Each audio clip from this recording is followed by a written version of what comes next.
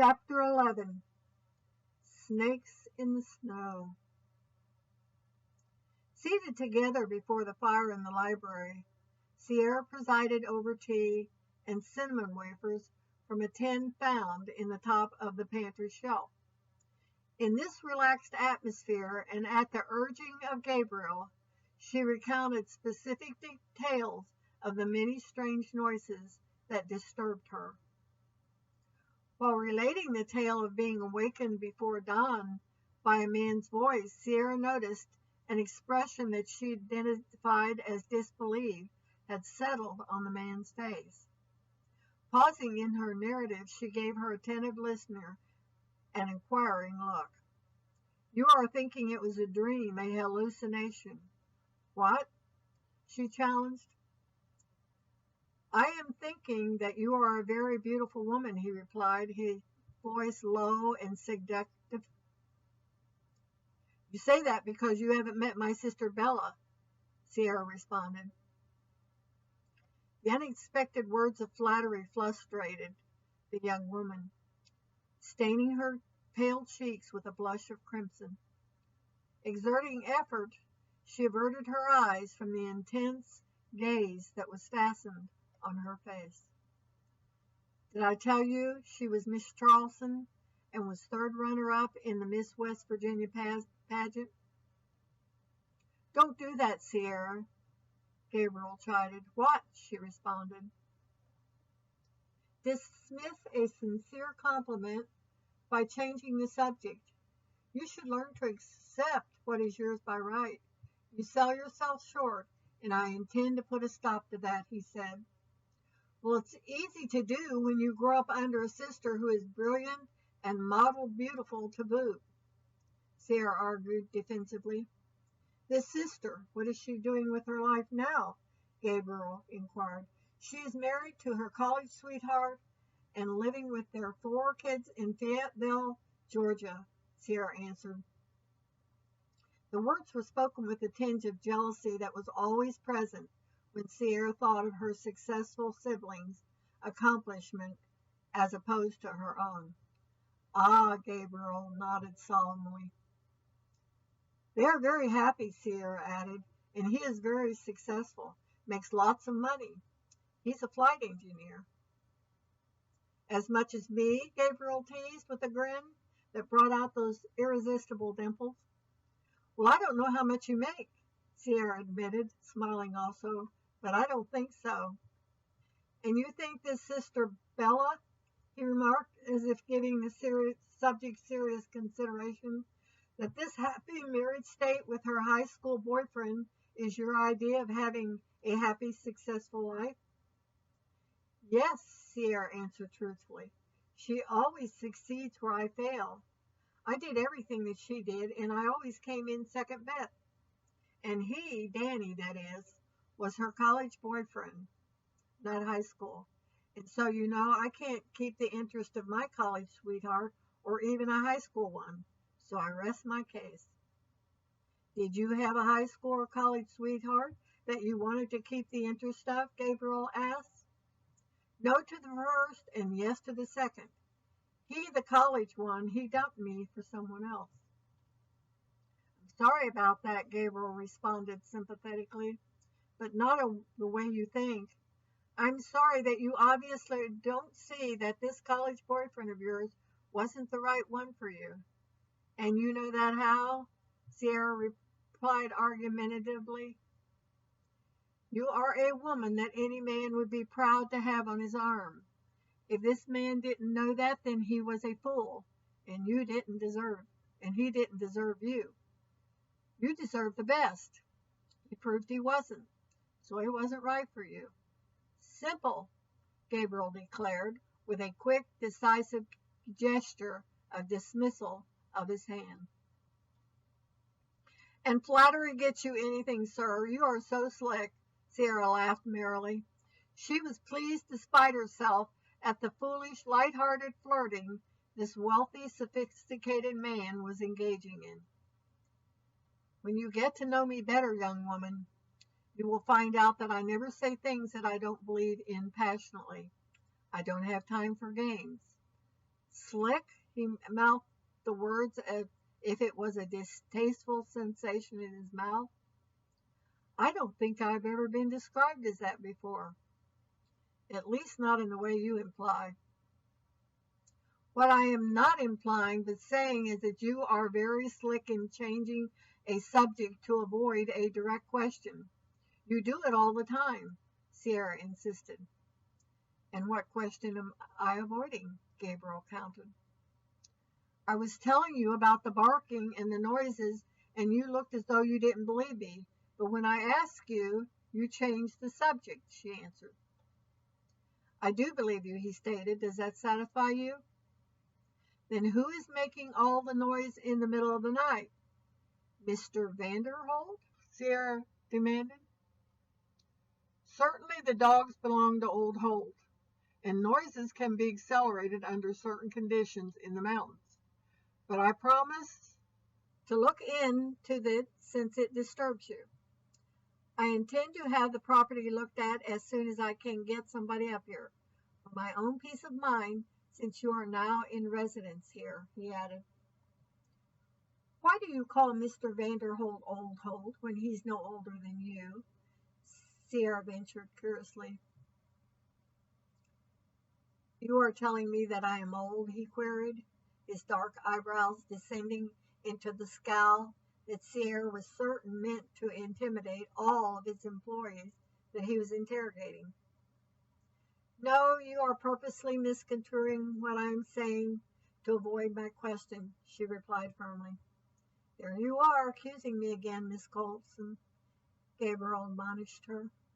And why would I avoid your questions, since you seem to already know the answers?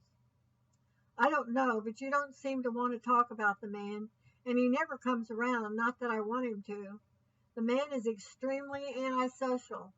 He was quite rude to me when I happened, quite by accident, mind you, to invade his private domain, Sierra explained. You met Holt? When was this? Gabriel interjected abruptly.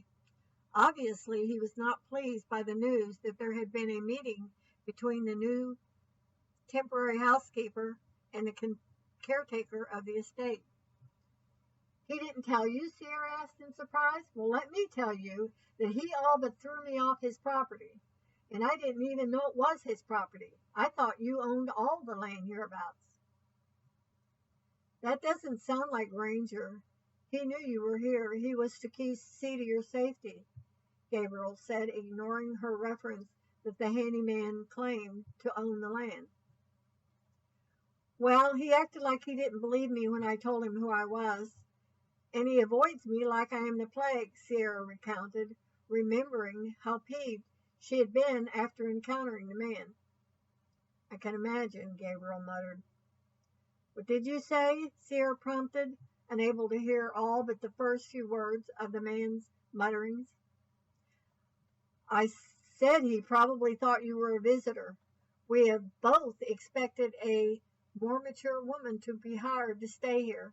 It is quite out of character for my cousin to engage an inexperienced housekeeper or one as young as you are, he explained. Well, to tell you the truth, I was surprised she hired me myself, Sierra admitted. She barely asked me anything except when can you start, and I didn't know she was your cousin. Well, she is, Gabriel replied. I have a rather large extended family here in West Virginia. Nell often obtains employees for me. She was likely feeling pressured to fill the position as the ad had been placed in several newspapers since last fall. When Poppy left, he added thoughtfully. Left? What do you mean left? I thought she died, Sierra sputtered in surprise. My housekeeper left because her mother became ill and needed someone to care for her, Gabriel explained. Surely Nell didn't tell you that the woman died. Well, come to think of it, she said she was gone unexpectedly, or some such words to that effect. I think her exact words that you had suddenly and unexpected lost your housekeeper of many years, that you needed a temporary person. Now that she was gone, Sierra admitted grudgingly in hindsight. and I just assumed that she died. She mentioned the caretaker was cranky and old recluse. So I thought, well, what I thought. It is true that Granger can be, as you put it, cranky and certainly reclusive. He was never a social man. Now, Poppy, Gabriel smiled as if enjoying some private joke. If two people could be said to be opposites, those two certainly were. And how did they come to work for you? Sarah inquired, becoming interested and sensing a story. Old Holt and I were in school together. He was from a place near Hamburg in Germany.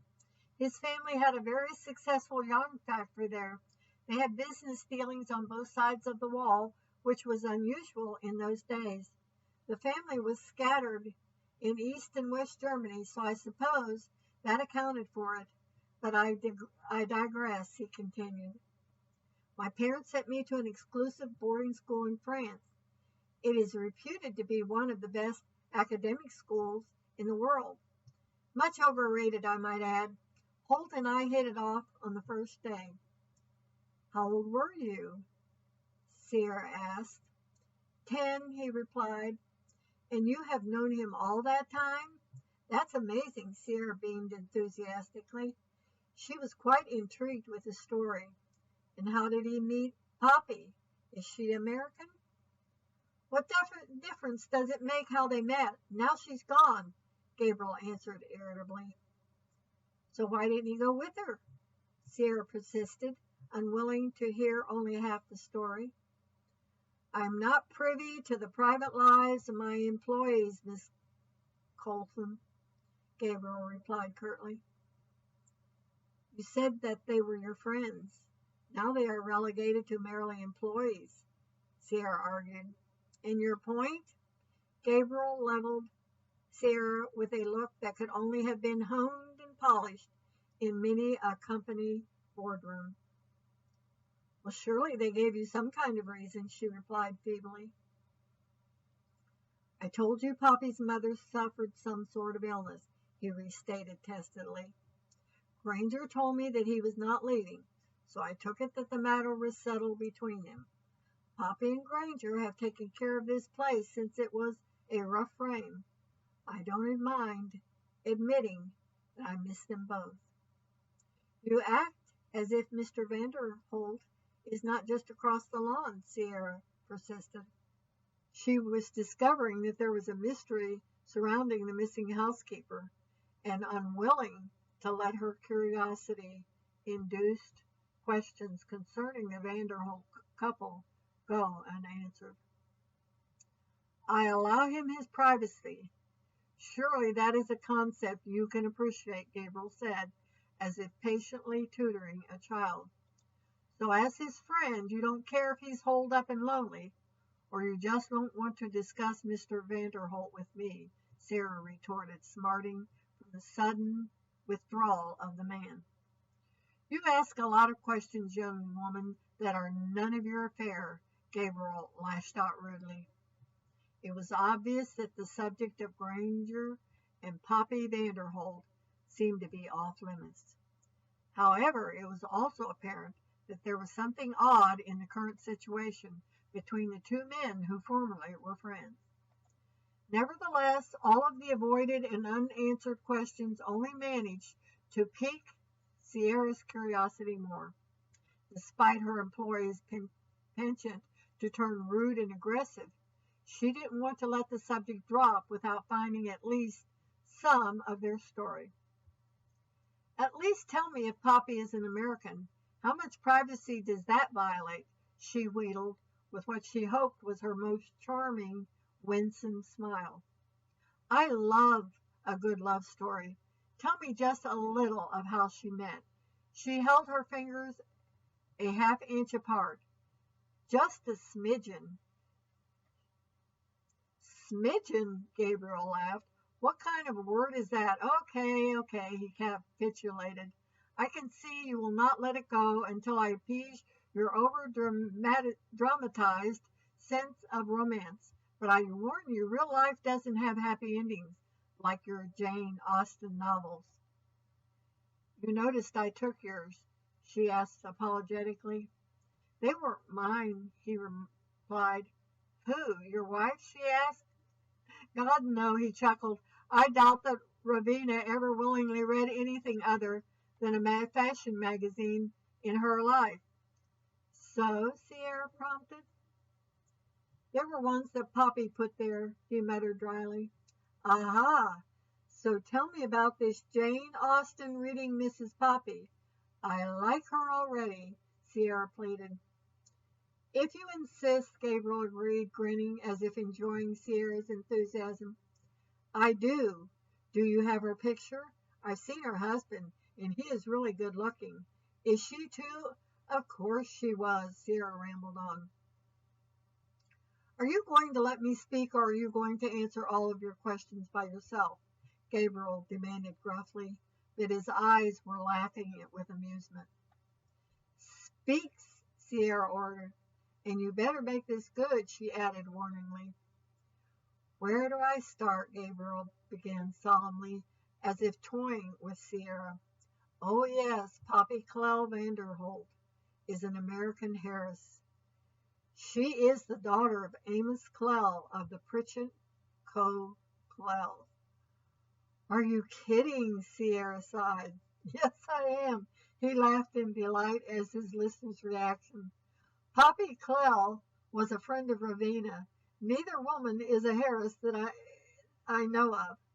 They met each other at some club or other, and I actually met Ravenna after Granger and Poppy began to date. Really? Sierra responded. You like this story, don't you? Gabriel chuckled. Yes, but is it true? Are you playing games with me again? She challenged accusingly. No, he denied. Granger and Poppy met when she was teaching a class on photography at the university. Granger wanted to try his hand at sculpting, but the class was booked solid. So ever the perpetual student of something, he signed up for Poppy's class. Very ordinary meeting. Are you disappointed? No, but I thought the Vanderholt family was German. What happened to the yarn factory? She questioned. Granger is one of 8 children. He has 2 older brothers firmly ensconced in the family business. So, the sentence was left hanging. A trait that Sierra was beginning to notice was a habit. The business mogul evidently expected those he conversed with to follow his train of thought. He decided to come hang out with you. Sierra supplied the rest of the sentence in her own words. More or less, he agreed with a nod. Does that satisfy your curiosity? I guess she agreed and then added, for now. Good, he proclaimed. Oh, by the way, do you think that Poppy and your friend Granger still love each other? Will she be coming back? Strike that, Sierra amended, as the expression on Gabriel's face hardened before her eyes. Too much information, she muttered, as she rose from her seat. Why do you ask? Gabriel inquired, as Sierra turned to leave the room. You mentioned old Holt is, I think the expression was, really good looking. Would you like to apply for her job permanently? That might be arranged, you know. Sierra fled the room in agitation. She was followed by Gabriel Faulkner's mocking laughter in her ears all the way down the hall.